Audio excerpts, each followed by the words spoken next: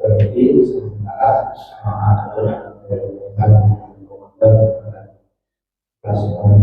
alhamdulillah kami mulai kajian hari ini pekan pertama ini insyaallah Ustaz Tadi selalu mengajarkan kita hadir kita makanya mudah-mudahan kita juga sempurna kepada Allah Subhanahu wa taala untuk kita bisa hadir dan imam dari yang ada pada saat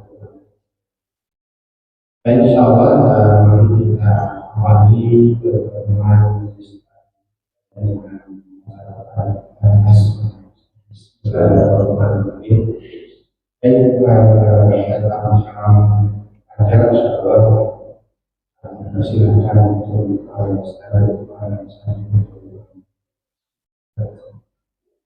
ada informasi itu, informasi korban nggak ada? Ya, entar.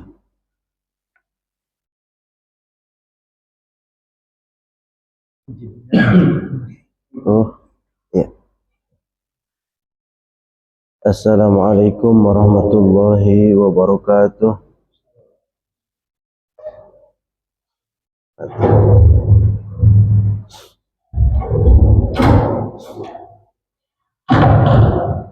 Assalamualaikum warahmatullahi wabarakatuh.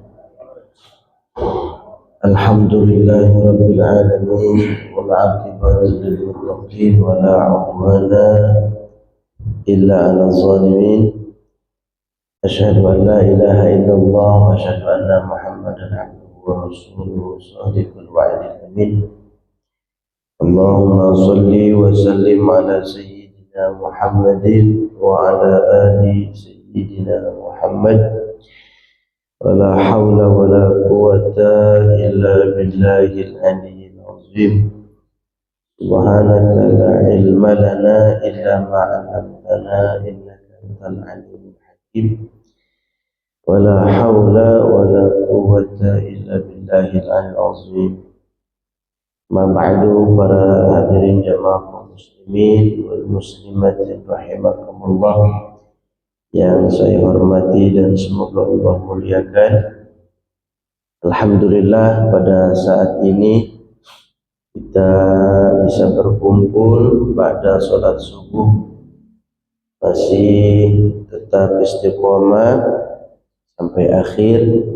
Mudah-mudahan duduknya kita di sini menjadi satu amal ibadah yang dicatat oleh Allah Subhanahu wa taala, yang diberikan ilmu yang manfaat, ilmu yang bisa memberikan gairah atau girah keinginan kita dalam taat ibadah kepada Allah Subhanahu wa taala. Dan bacaan sholawat dan salam semoga dilimpahkan kepada junjungan alam, yakni baginda Nabi besar Muhammad sallallahu alaihi wasallam, pada para keluarganya, juga pada para sahabatnya, dan kita termasuk umatnya yang mendapatkan syafaatul uzma di yaumil qiyamah. Amin ya rabbal alamin. Ini pegel meganginnya pegel. Alhamdulillah para jamaah kaum muslimin, telah lama kita tidak berjumpa untuk taklim mingguan ya. Kita lanjut kembali di kajian kita karena kita ini sistemnya tuh lanjut dari halaman per halaman, dari bait per bait ya.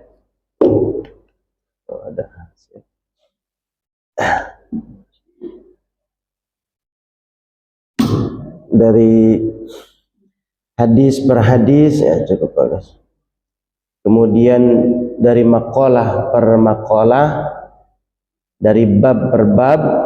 Alhamdulillah sudah masuk ke halaman 35, sudah sampai ke halaman 35 ya. Jadi bukan per judul ya, kita ngajinya terus dari halaman per halaman sampai tamat. Setelah lama libur, alhamdulillah kita lanjutkan kembali dengan maqalah di bab yang ketiga, wal maqalatul ashiratu, di maqalah atau perkataan yang ke-10 ya. Qala an-nabiy sallallahu alaihi wasallam, salasatu nafarin yuzilluhumullahu tahta zilli arshihi yauma la zilla illa zilluhu ay yaumal qiyamah. Dari baginda Nabi besar Muhammad sallallahu alaihi wasallam bersabda, ini banyak riwayat hadis yang menjelaskan tentang golongan-golongan yang mendapatkan pertolongan di hari kiamat di padang mahsyar. Di antaranya dari Jabir radhiyallahu taala anhu, tentu dengan redaksi kalimat hadis yang berbeda-beda. Kalau kita melihat dalam hadis lain ada 7 golongan ya, yang sudah masyhur, yang populer, yang kita dengar. 7 kelompok manusia yang mendapatkan naungan atau pertolongan pada hari kiamat. Nah, dalam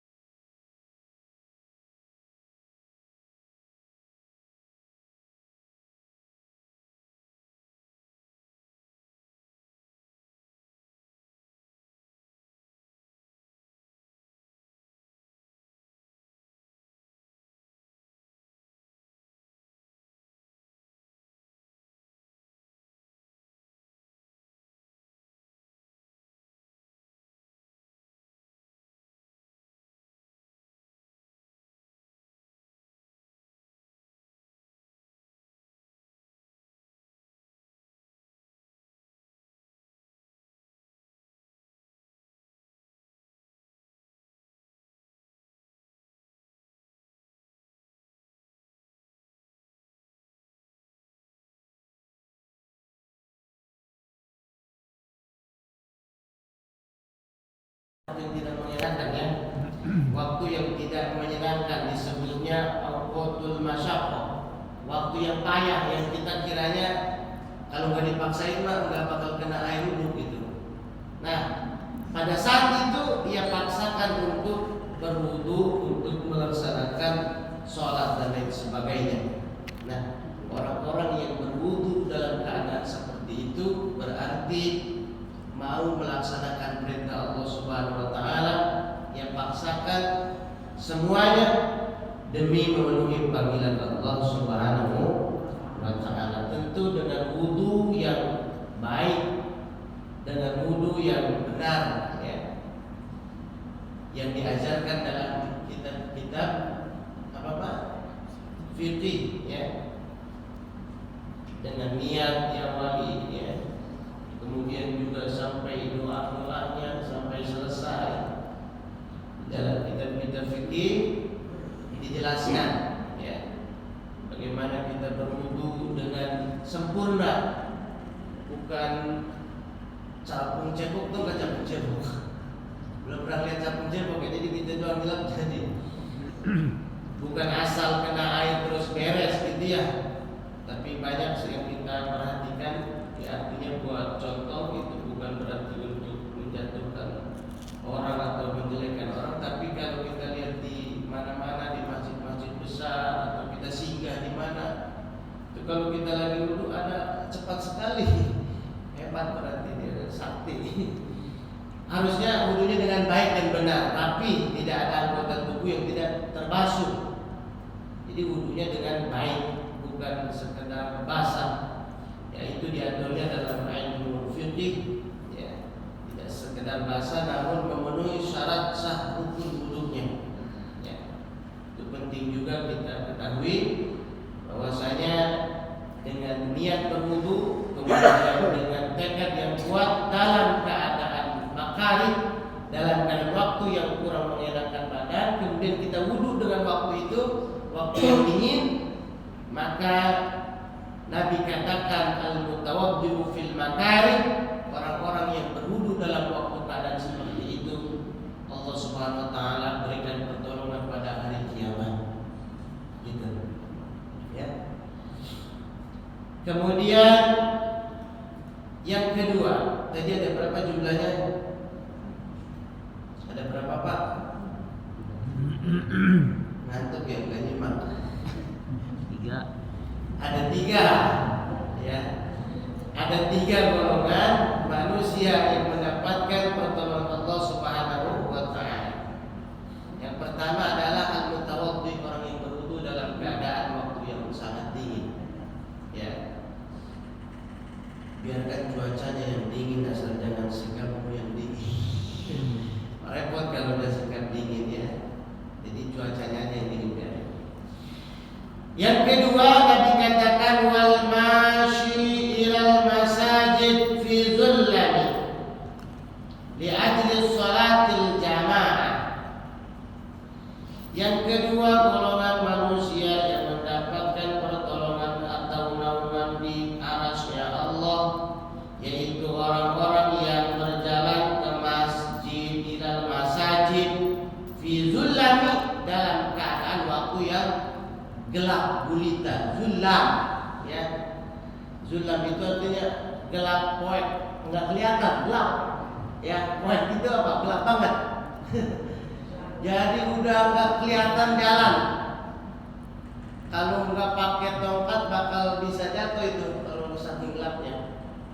Nah, ya, kita pakai tongkat tuh, masya Allah, luar biasa. Yang sehat juga belum tentu, yang enggak pakai tongkat juga belum tentu nyampe. Tapi Pak Iqbal pakai tongkat nyampe ya, masya Allah. Maka dikatakan wal mashi ilal masajid, orang-orang yang berjalan menuju masjid-masjidnya Allah Taala bukan dalam waktu yang terang, tapi di sini dikatakan firdzul lahi, dalam keadaan waktu yang gelap. Mau ngapain ke masjid malam-malam gelap? Li ajli sholatil jamaati, untuk tujuan melaksanakan mendirikan sholat berjamaah. Bukan mau yang lain. Takutnya ada preman baru tobat. Takutnya waduh disuruh datang malam-malam ke masjid sholat, beda lagi itu urusannya ya. Itu berbahaya. Bisa ketahuan di CCTV-nya, ya, kelihatan terpantau. Masya Allah. Fi zulami li ajli sholatil jamaah. Bapak-bapak, ibu-ibu yang berjalan ke masjid untuk melaksanakan sholat berjamaah itu nanti di yaumul qiyamah dapat pertolongan Allah Subhanahu wa taala. Jadi kelihatannya sepele jalan dari rumah, padahal dihitung dikawal oleh malaikat, ya, sehingga berat rasanya berjamaah itu luar biasa, ya. Yang kita sudah tahu, kita sudah laksanakan, alhamdulillah. Fil masajid ada tahiyatul masjid, begitu dia nyampe nggak langsung duduk, tapi ya sholat tahiyatul masjid. Maka banyak yang tanya, Ustaz, kalau udah waktunya udah kurang alias waktunya sudah mendekati mau melaksanakan sholat jamaah, kemudian kami pengen sholat tahiyatul masjid, apa yang harus kita lakukan? Sedangkan waktu sudah mau selesai azan zuhur atau azan asar, maka tidak mesti sholat tahiyatul masjid, tapi dilakukan adalah sholat qobliyah, entah itu qobliyah zuhur, entah itu qobliyah maghrib, entah itu qobliyah isya. Enggak mesti sholat tahiyatul masjid.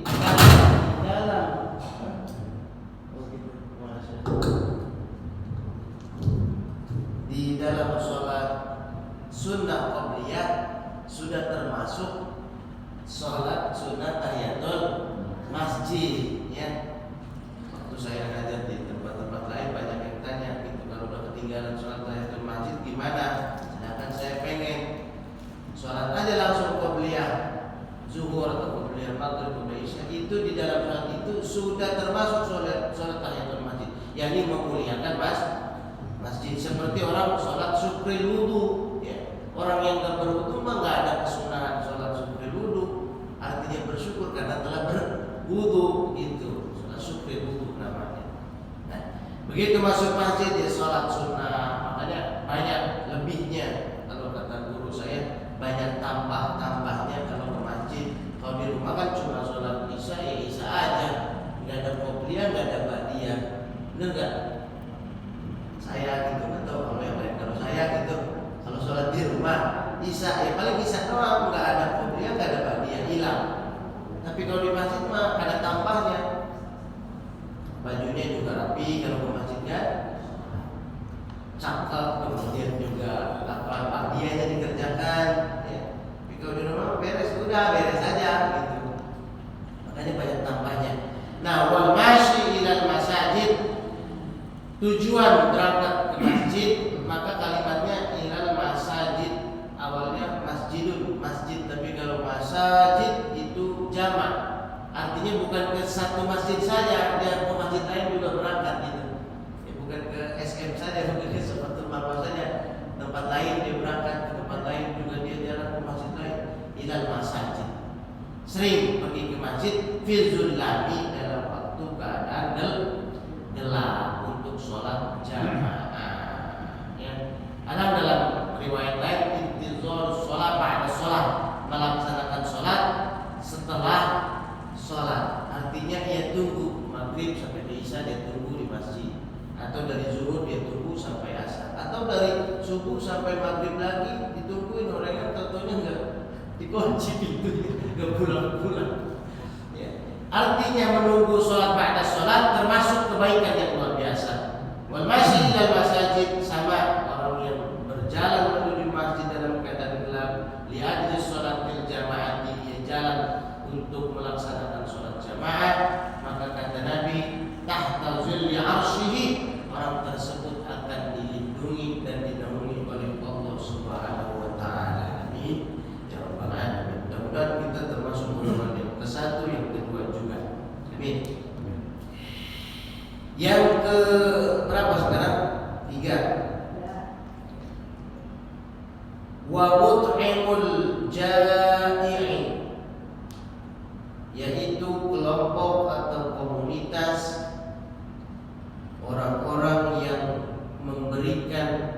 makanan bagi orang yang lapar. Ya. MBG, masakan bini gue. Ya. Jadi kalau ngaji mah jangan kaku-kaku banget Pak ya. Biasa aja, kita mau tahu apa bebas. Yang penting masuk ngajinya. Nah, wal mut'imul ja'i, kelompok yang ketiga adalah golongan orang yang mau memberikan makan bagi orang yang lapar. Termasuk itu mendapatkan pertolongan nanti di yaumil qiyamah. Luar biasa, ya. Maka kata Syekhul Qadir Al-Jilani, bukan sabda ya, bukan hadis, tapi kata waliul min awliya, kata wali Allah. Kata Syekhul Qadir, lebih baik memberikan satu orang makan buat orang yang lapar dibanding yang membangun 1000 masjid. Luar biasa ya. Kita bisa kasih orang makan satu, orang lagi lapar kita ajak makan. Nah itu lebih baik dia dibandingkan orang bangun 1000 masjid. Kan hebat ya, 1000 masjid. Satu masjid aja susah, apalagi 1000. Itu lebih bagus kalau beri makan satu orang makan, satu orang yang lapar. Menurut Syekhul Qadir Al-Jilani. Karena apa? Nanti hasilnya orang tersebut bisa bersyukur, alhamdulillah bisa makan. Mut'imul ja'i, bagi orang yang lapar diberikan, baik berupa makanan ya, atau berupa uangnya beli sendiri ya. Takutnya kalau kasih uangnya nggak dibeli makanan beli yang lain. Makanya alhamdulillah kalau kita kumpul-kumpul ajak yang mau makan ikut, itu termasuk manusia yang diberikan perlindungan di arasnya Allah yaumil qiyamah, pada hari kiamat. Ya, kita termasuk golongan yang mana masuknya? Atau orang yang berwudu dalam keadaan makari, termasuk juga masajid yang berjalan ke masjid pada saat gelap, atau memberikan makanan bagi orang-orang yang lapar. Nah, dalam hadis ini kenapa orang yang memberikan makan bagi orang yang lapar itu sangat mulia? Karena di situ ada rasa apa Pak? Rahman dan Rahim, ya. Sifat kasih sayangnya Allah Ta'ala kita sedikit bisa tiru.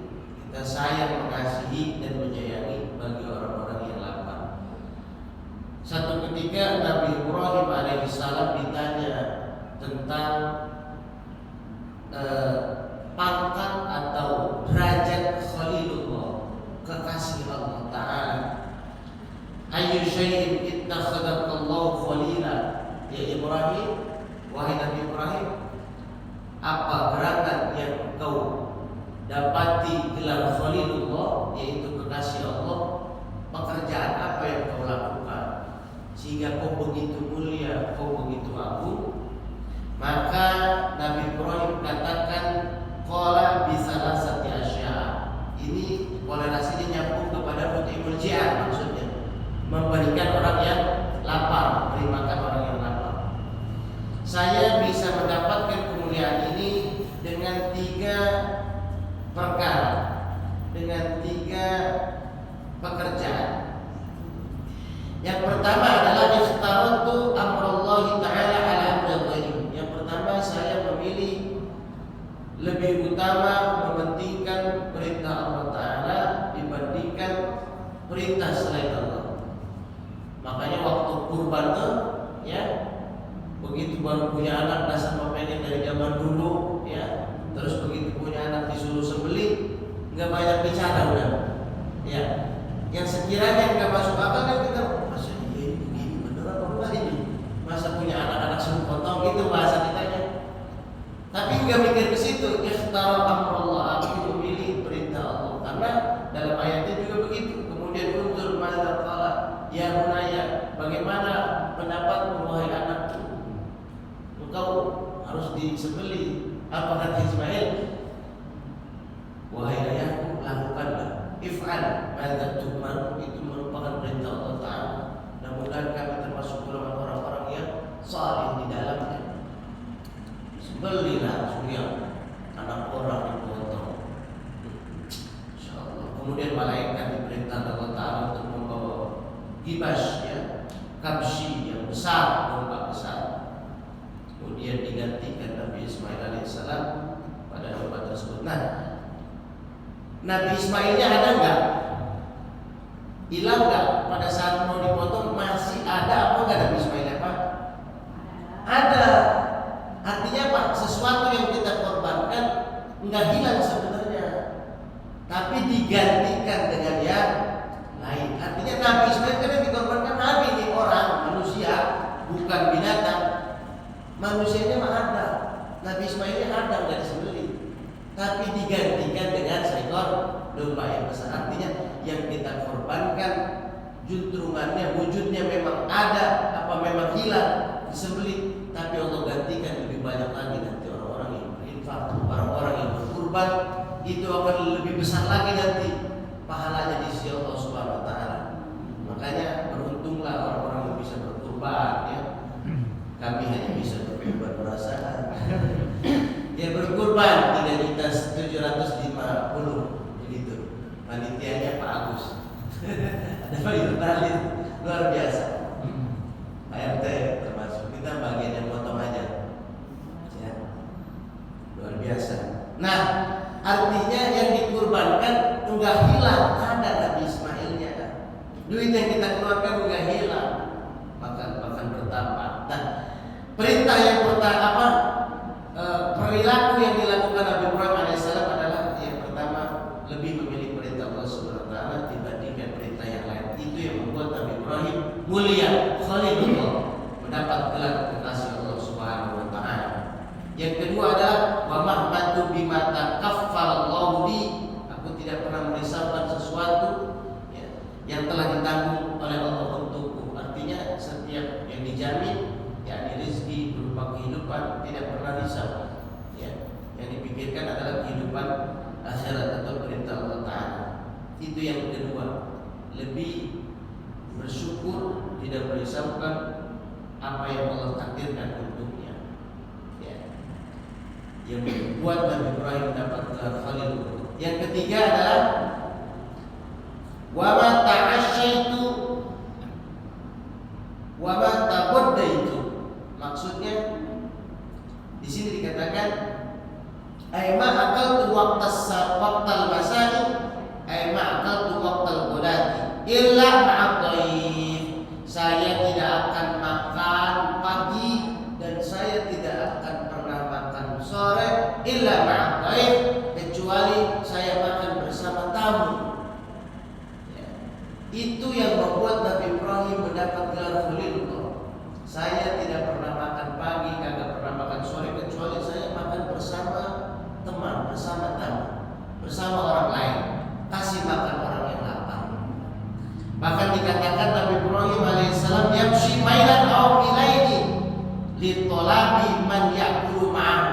Nabi Ibrahim dikatakan dalam riwayat pernah berjalan 1 mil. 1 mil berapa jauh Pak Agus?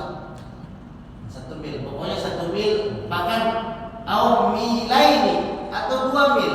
Mau ngapain? Li talabi man ya'kulu ma'ahu, nyari orang buat makan bareng sama Nabi Ibrahim. Kita mau makan ya, nggak jadi makan, gue nyari padanan dulu.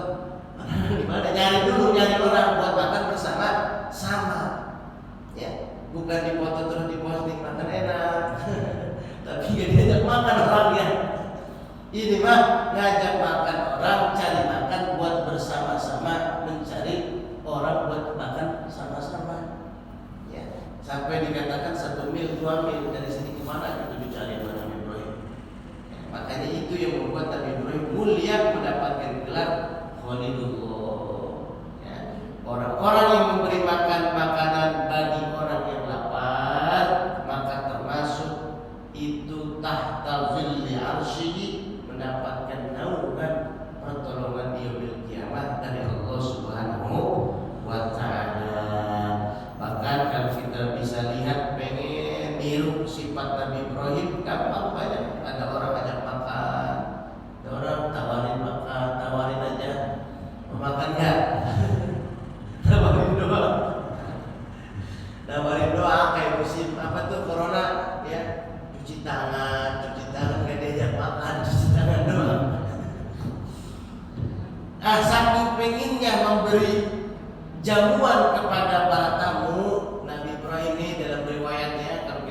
tafsir dikatakan saking inginnya Nabi Ibrahim memberi jamuan kepada tamu-tamunya, saking dermawannya Nabi Ibrahim bahkan dalam kurban itu malaikat sampai ngelongok kan, ngintip dari atas arsy Allah Ta'ala, ada apa di muka bumi ramai amat. Malaikat sampai kaget ngelihat manusia, ngelihat Nabi sampai potong berapa ribu ekor domba, 100 ekor onta. Kaget, ada apa ini? Ternyata dibagikan oleh Nabi Ibrahim alaihissalam, ya, hewan-hewan yang dikurbankan itu. Sampai melihat begitu takjubnya, begitu dahsyatnya yang diberikan kedermawanan Nabi Ibrahim kepada seluruh kaum pada saat itu. Nah, kedermawanan itulah yang menjadi sebab Khalilullah, gelar kekasih Allah Subhanahu wa Ta'ala. Lalu Nabi Muhammad Habibullah, ya. Kalau Nabi Isa Kalimullah, kalau Nabi Isa Ruhullah. Jadi mempunyai pangkat masing-masing, ya. Pada DKM namanya, masing-masing punya pangkat gitu. Nah, gitu. Kalau bagus tuh. Jadi masing-masing punya bagiannya. Kalimullah itu artinya yang berbicara, interaksi langsung dengan Allah Subhanahu wa Ta'ala. Nabi Musa, ya.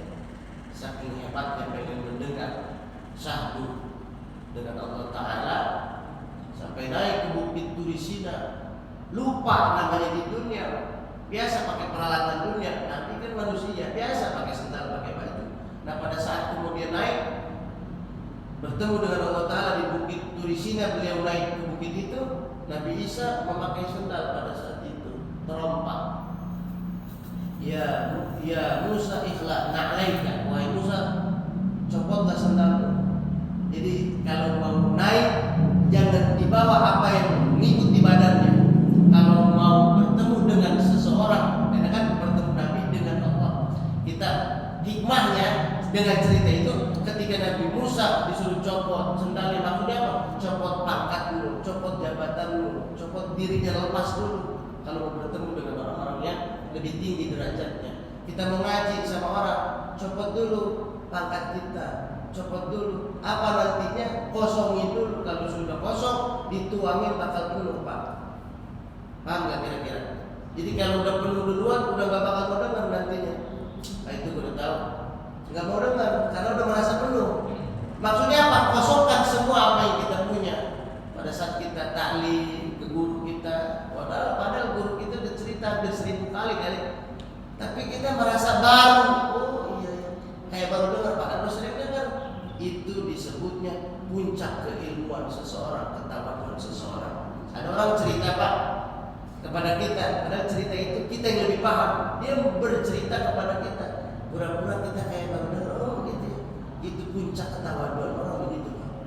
Padahal kita udah sering dengar, kita udah paham cerita itu tentang bab itu. Dia cerita lagi ke kita. Jangan dipatahkan semangat orang. Udah tahu apa cerita? Wah, galau digituin, Pak. Didengerin aja, oh seperti itu. Nah itu adalah bentuk ketawaduan kita. Ya, nah sama Nabi Musa juga begitu, disuruh copot dulu pangkatnya, copot dulu jabatannya, sehingga apa yang nanti disampaikan bisa masuk kepada kita. Ya, lepas dulu ego. Nah, terakhir pada saat Nabi Ibrahim alaihissalam ingin menjamu kepada seluruh manusia, kemudian Nabi Ibrahim diperintahkan, ya Ibrahim, ambil kasur di dalam surga, kasur. Kemudian kau sebarkan ke seluruh penjuru. Disebarkan oleh Nabi Ibrahim di dalam kitab tafsir, tarikh sejarah, bahwasanya itu garam yang ada itu hasil munajat Nabi Ibrahim alaihissalam kepada Allah Subhanahu wa Ta'ala agar bisa menjamu kepada seluruh makhluk Allah. Coba bayangin, di seluruh dunia butuh garam enggak? Di setiap makanan butuh garam. Apapun itu, dimanapun negaranya pasti butuh garam. Nah itu di dalam riwayat dikatakan bahwasanya itu munajatnya Nabi Ibrahim alaihissalam kepada Allah Ta'ala, yaitu kapur dari surga. Kalau kita menurut sains kan air laut tuh, ya, terus kemudian jadi dikeringkan jadi garam. Itulah garam luar biasa. Jadi semua orang butuh garam, ya. Sederhana cuma berarti. Ya Pak Zed ya. sederhana sangat berarti.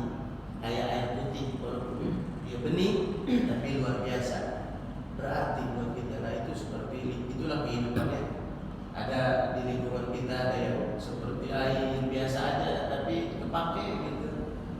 Ada yang kayak seperti tanah, ya tanah itu apa banyak gesekan ya. Tapi kalau di air dia tetap cair juga dia gitu. Macam-macam, ada yang seperti api, ya panas, bawaan. Itu kayaknya rasanya berantem pun. Ada yang kayak batu pak. Itu lingkungan begitu. Di lingkungan gitu ada orang sifatnya seperti batu. Saklek pokoknya. Kalau kata-kata bilang jangan saklek. Ada yang seperti udara. Kita punya teman harus punya yang seperti udara. Punya tetangga harus seperti udara. Setiap saat masuk ke lubuk jantung kita. Setiap detik kita butuh udara. Ya. Setiap saat orang butuh sama dia. Ada yang begitu. Itulah lingkungan. Ada yang ya macam-macam. Mudah-mudahan ya kita bisa saling tolong menolong atau kita bisa saling memberikan kontribusi buat lingkungan kita, buat syiar agama kita, terutama di masjid ya. Yang kita sudah paham tadi juga bisa memberikan makanan bagi orang yang lapar.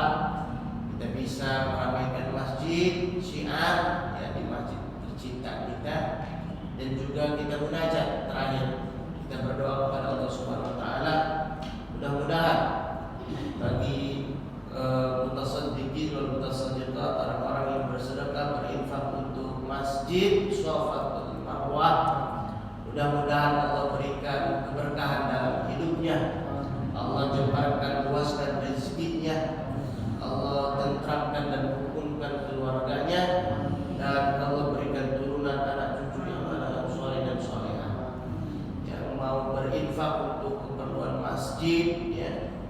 Mudah-mudahan dengan wasilah itu Allah kuatkan iman Islamnya, Allah jadikan